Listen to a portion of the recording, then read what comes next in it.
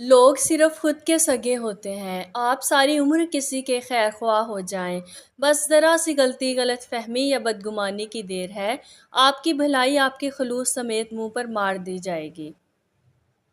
اور میں نے وہاں صبر کیا جہاں لوگوں کے لہجوں کو ان کے منہ پر مارنا تھا۔ بہت سی غلطیاں ہوئی ہیں زندگی میں، لیکن جو غلطیاں لوگوں کو پہچاننے میں ہوئی ہیں، ان کا نقصان سب سے زیادہ ہوا ہے۔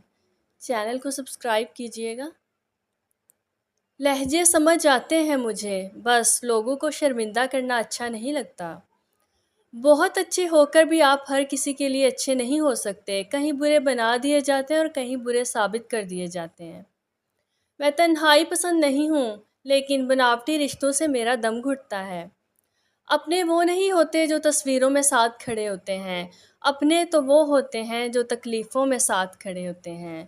ویڈیو کو لائک کیجیے گا اور چینل کو سبسکرائب کیجیے گا۔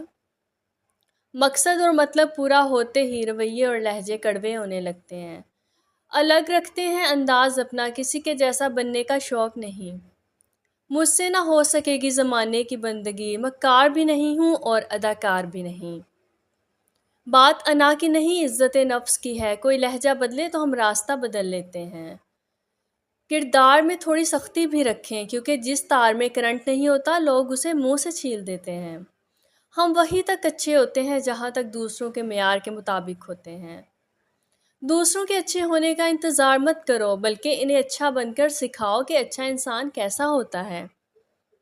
منہ میں زبان تو سب ہی رکھتے ہیں، مگر کمال وہ کرتے ہیں جو اسے سنبھال کے رکھتے ہیں۔ ویڈیو کو لائک کریں۔ سہنے والوں کو اگر صبر آ جائے تو کہنے والوں کی اوقات دو کوڑی کی رہ جاتی ہے۔